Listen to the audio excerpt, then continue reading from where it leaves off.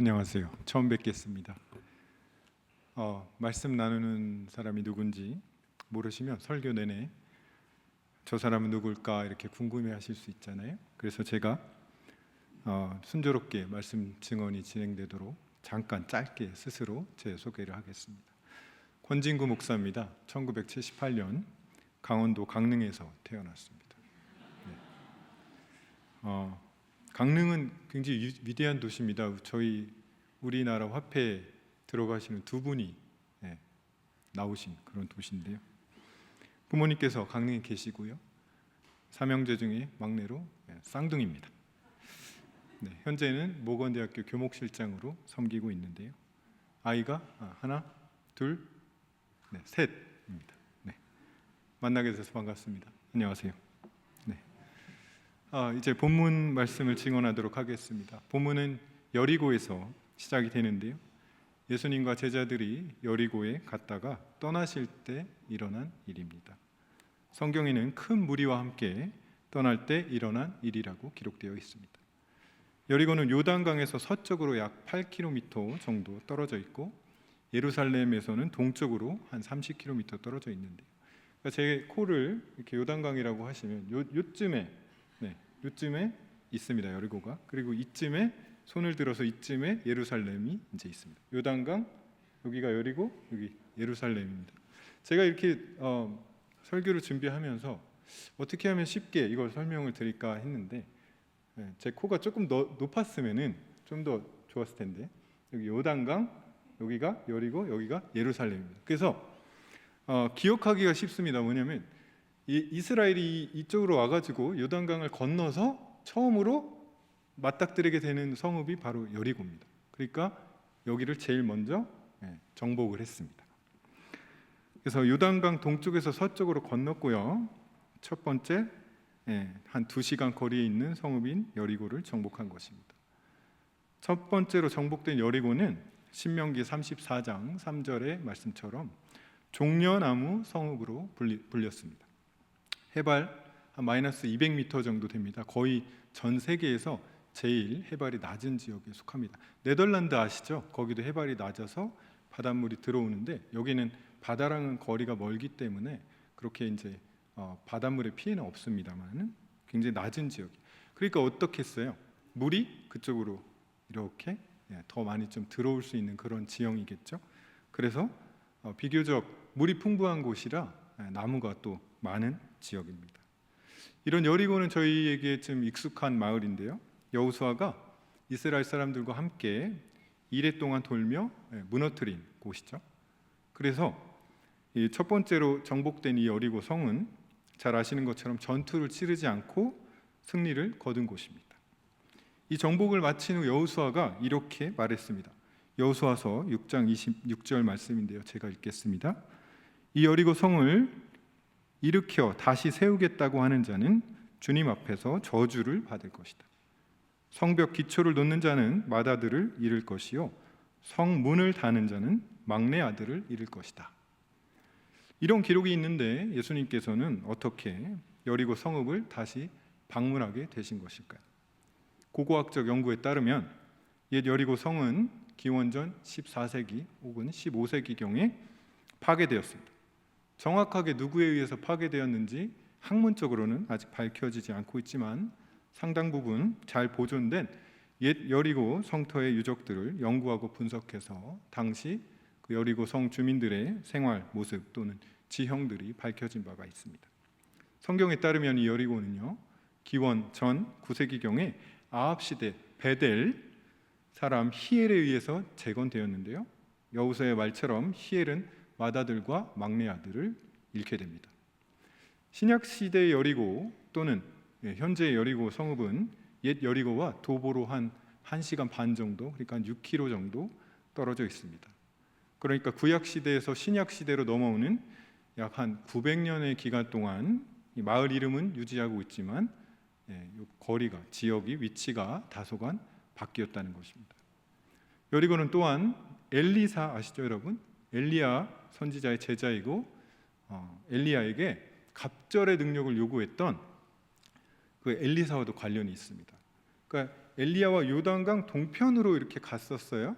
그리고 엘리야가 하늘로 승천을 했는데 그 다음에 다시 엘리사가 엘리야 승천하는 걸 보고 이렇게 다시 건너와요. 서편으로 건너올 때 엘리야의 옷을 가지고 요단강을 쳤습니다. 그래서 요단강이 갈라지고 거기를 건너옵니다. 그 다음에 여리고에서 엘리야의 제자로 인정을 받게 되고요. 거기에서 이제 물을 정화하는 첫 번째 그 엘리야의 제자로서 첫 번째 그런 사건이 있었습니다. 왜 그러냐면 그 여리고의 물이 좋지 않아서 아이들이 자꾸 유산된다는 이야기를 엘리사가 들었습니다. 그래서 엘리사가 거기에 당연히 이제 물이 모이는 곳이니까 거기에 또 좋은 우물이 있었습니다. 그래서 여리고 우물이 그렇게 오염됐다는 걸 알고 소금으로 그 여리고 우물을 정화시키는 그러한 일을 했습니다. 선지자의 역할을 보여주는 하나의 성경의 이야기라고 할 수 있는데요. 예수님께서 여리고를 떠나실 때 앞을 볼 수 없었던 사람을 고치게 되는 바로 이 장면이 여리고에서 시작이 되고 배경으로 하고 있습니다. 예수님께서 여리고에서 눈먼 사람을 고치는 사건은 마태복음, 누가복음, 마가복음 이렇게 세 복음서가 기록을 하고 있는데요. 오늘 마가복음 10장은 다른 복음서들과 조금 다른 듯 보입니다. 바로 눈먼 사람의 이름을 기록하고 있기 때문입니다. 마태복음과 누가복음은 어떤 눈먼 사람이라고 기록하고 있는 반면에 마가복음에서는 바디메오 이렇게 기록하고 있습니다. 디메오의 아들 바디메오 이렇게 적고 있습니다. 근데 바디메오는요 그 자체로 디메오의 아들이라는 뜻입니다. 바는 아람어로 아들이라는 뜻이고요. 디메오는 그리스식 이름입니다. 티마이오스라고 하는 그리스식 이름입니다. 이 이름은 플라톤의 책에도 나옵니다. 그래서 철학자의 이름이기도 하고요. 그리스 역사가의 이름이기도 합니다. 그러니까 바디메오는 이름이라기보다는 사실 디메오의 아들이라고 불리는 어떤 사람이라는 것과 마찬가지입니다. 그래서 다른 복음서들과 마찬가지로 그냥 디메오의 아들 이름 없이 부르고 있습니다. 근데 저희가 생각해 보면 한 가지 좀 다르죠. 아버지의 이름을 기록하고 있습니다. 티마이오스라고 하는 디메오의 이름을 기록하고 있습니다. 예수님께서 여리고에서 머무실 때가 아니라 이제 떠날 때에 이 사람을 만나게 되는데요. 다른 복음서에서는 가까이 가셨을 때라고 기록을 하고 있어요. 그래서 이 사람이 예수님께 다윗의 자손 예수님 나를 불쌍히 여겨 주십시오라고 말합니다. 이 사람은 자신의 처지를 절실히 깨닫고 있는 사람입니다. 성경의 저자도 눈먼 거지라고 표현하고 있듯 디메오라는 아버지가 있음에도 혹은 있었음에도 거지로 살아가야 하는 사람이었습니다. 만약 그의 아버지인 디메오가 그리스 혈통의 사람이었다면 시각장애를 가진 그 사람에 대해 어떤 사람에 대해 유대인과는 조금 다른 관점을 가졌을 것입니다. 그의 아버지가 만약 사회적 지위가 높은 사람이었다면 혹은 부유한 사람이었다면 아들을 방치하지 않았을 것입니다. 우리가 유추할 수 있는 것은 그리스식 이름을 가진 그 눈먼 사람의 아버지는 부유하지 않았고 사회적 지위가 높지 않았다는 겁니다. 아마도 디메오는 그리스 혈통의 노예일 수 있습니다.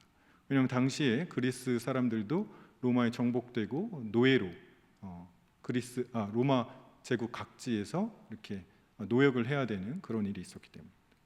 사회적 지위가 높았거나 부유했다면 유대인들의 문화나 풍습을 따르기보다 그리스식 문화나 로마의 관습을 따랐을 것입니다. 그리스나 로마가 장애인을 대하는 태도는 유대인들과 다른 점이 있습니다. 오늘 시간이 한정되어 있기 때문에 장애인에 대한 고대 문화에 대해서 모두 다룰 수는 없습니다만 제가 간단히 말씀드리자면 그리스나 로마의 역사나 신화에는 예언자가 등장합니다. 네, 그들 중에서 가장 능력 있는 예언자로 인식되는 이들이 바로 눈먼 사람들이었습니다. 또한 전쟁을 중요하게 생각한 고대 국가에서는 장애인 중에 싸우고자 하는 의지가 있고 어떤 방식으로든 싸울 수 있는 사람에 대해서는 비장애인 군인과 다르게 대우하지 않았습니다. 그리스나 로마에서도 장애가 있는 사람이 사회의 일원으로 살고자 할 때 기회를 주고 차별하지 않은 경우를 역사적 기록에서 저희가 보게 됩니다. 그러나 유대인들은 좀 달랐습니다. 레위기 21장의 말씀입니다. 18절입니다. 몸에 흠이 있어서 하나님께 가까이 나아갈 수 없는 사람은 눈이 먼 사람이나 다리를 저는 사람이나 얼굴이 일그러진 사람이나 몸의 어느 부위가 제대로 생기지 않은 사람이나 이렇게 기록되어 있습니다. 이처럼 장애를 흠이라고 표현하고 있고 하나님께 나아갈 수 없는 사람으로 규정하고 있습니다. 그는 마을 밖에 있었던 사람입니다. 당시 사람들의 눈으로 볼 때 그는 가진 것이 없고 신체도 온전하지 못한 죄인이었습니다. 요한복음 9장에서 예수님과 제자들이 어떤 눈먼 사람을 만났을 때 제자들이 묻습니다. 선생님, 이 사람이 눈먼 사람으로 태어난 것이 누구의 죄 때문입니까? 이 사람의 죄입니까? 부모의 죄입니까? 예수님께서 대답하십니다. 이 사람이 죄를 지은 것도 아니요 그의 부모가 죄를 지은 것도 아니다. 하나님께서 하시는 일들을 그에게서 드러내시려는 것이다.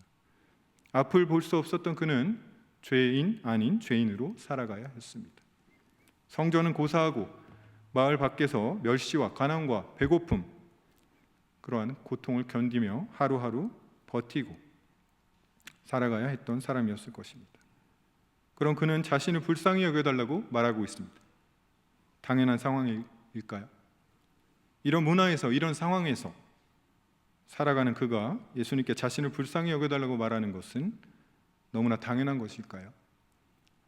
앞을 볼 수 없기 때문에 당연하고 가난하고 무시당하고 있기 때문에 그가 불쌍히 여겨달라고 말하는 것이 당연히 그래야 하는 말이고 행동이라고 당시에는 생각할 수 있습니다.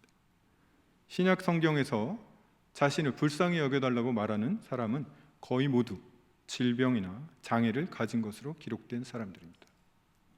한센병, 여러 종류의 신체 장애와 정신장애, 그리고 선천적, 후천적 질병을 앓는 사람들이 자신을 불쌍히 여겨달라고 부르짖습니다. 그리고 예수님은 그들의 질병과 장애로부터 치유하십니다. 성경에서 장애를 갖지 않은 대부분의 비장애인들은 예수님께 불쌍히 여겨달라는 말을 하지 않습니다. 질병과 장애를 갖고 있기 때문에 불쌍히 여겨달라고 말해야 하는 것은 아닙니다. 우리 기독교인들은 누구나 예수님께 불쌍히 여겨달라고 기도해야 하고 늘 그런 마음으로 살아야 하는 사람들입니다. 죄인이 아니지만 죄인으로 비난받는 성경 속 장애인은 자신을 불쌍히 여겨달라고 기도했지만 죄인인 모든 이들은 그렇게 기도하지 않고 있습니다. 예수님께서는 분명히 말씀하십니다. 이 사람도 그의 부모도 죄를 지은 것이 아니라는 것을 제자들에게 분명히 말씀하십니다. 자기를 스스로 의롭다 여기는 바리새인들과 사두개인들은 독사의 자식이라고 말씀하십니다. 하나님 앞으로 나아갈 수 있는 자, 자신을 온전하다고 여기고 다른 사람을 온전하지 않다고 여기며 마을 밖으로 쫓아내고 죄인으로 낙인 찍고 온갖 저주의 말을 쏟아내는 그들의 혀가 독사의 혀고 그들의 말이 독사의 독이었으며 예수님의 눈에는 가장 불쌍한 사람으로 보였을 것입니다. 그러나 그들은 자신을 불쌍히 여겨달라고 기도하지 않았습니다. 진정한 자신의 흠을 보는 자가 없었습니다. 이번 주 성서전과의 말씀인 욥기 마지막 장의 42장에서 욥은 모든 것을 회복하게 됩니다. 욥의 회복이 있기까지 그는 숱한 정죄와 저주에 시달렸습니다. 그는 마치 하나님의 저주를 받은 자로 보였고 죄를 지어 징벌을 받는 것으로 보였으며 차별받아 마땅하고 불쌍히 여김을 받아야 하는 자로 보였습니다. 욥기는 인간에게 주어진 어떤 고난이 죄로 인한 것이 아님을 말하고 있습니다. 인간의 생과 사이에서 발생하는 많은 일을 죄로 인한 것으로 해석하고 바라보는 우리에게 성경은 그렇게 해서는 안 된다고 말하고 있습니다. 성서전과의 또 다른 말씀인 히브리서 7장은 영원한 대제사장이신 그리스도 예수님에 대해 말씀하고 있습니다. 흠이 있는 자는 하나님 앞으로 나오지 말라는 율법을 우리는 듣고 보았습니다. 예수님 당시 유대인들은 그것을 율법으로 지키며 더 나아가 장애와 질병이 있는 사람을 흠이 있다며 무시하고 조롱하고 하찮은 존재로 다루고 죄인으로 여겼습니다. 예수님께서는 질병과 장애를 치유하시며 진정으로 불쌍한 사람이 누구인지 말씀하십니다. 사마리아인들을 증오하는 이들에게 선한 사마리아인을 말씀하십니다. 사회적 약자였고 죄인으로 여김을 받는 이들과 식사하시고 그들을 먹이시고 발을 닦으시고 치유하시고 살리십니다. 영원한 대제사장이신 예수님께서는 자신의 앞으로 나오는 누구에게든 응답하십니다. 다윗 왕은 앞으로 예루살렘이 될 땅을 정복하면서 이렇게 말했습니다. 누구든지 여부스 사람을 치려거든 물을 길어 올리는 바위벽을 타고 올라가서 저 여부스 사람들 곧 다윗이 몹시 미워하는 저 다리 저는 자들과 눈먼 자들을 쳐 죽여라. 사무엘하 5장 8절 말씀입니다. 다윗이 이렇게 말한 것은 자신들의 땅을 정복하려는 다윗에게 여부스 사람들이 이렇게 말했기 때문입니다. 너는 여기에 들어올 수 없다. 눈먼 사람이나 다리 저는 사람도 너쯤은 물리칠 수 있다고 말했기 때문입니다. 그에 대한 보복으로 다윗은 그렇게 말한 것입니다. 여부스 사람들이 조롱하는데 비유한 이들이 바로 눈먼 사람과 다리 저는 사람입니다. 이에 맞장구 쳐서 응답하는 다윗 왕도 그들의 언어를 그대로 사용합니다. 사람들은 예수님을 다윗의 자손으로 부르고 오늘 본문 다음 장에서는 호산나를 외치며 예루살렘으로 입성하시는 예수님을 환영합니다. 하지만 그들은 예수님께서 그들이 생각하는 징벌하고 정복하는 메시아가 아니라는 것을 알지 못했습니다. 예수님은 다윗처럼 말하고 행동하지 않으셨습니다. 여호수아처럼 저주하지 않았습니다.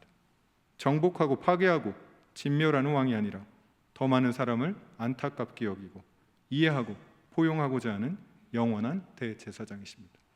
우리의 대제사장께서 모든 사람을 부르시고 동등하게 여기시며 동일하게 사랑하십니다.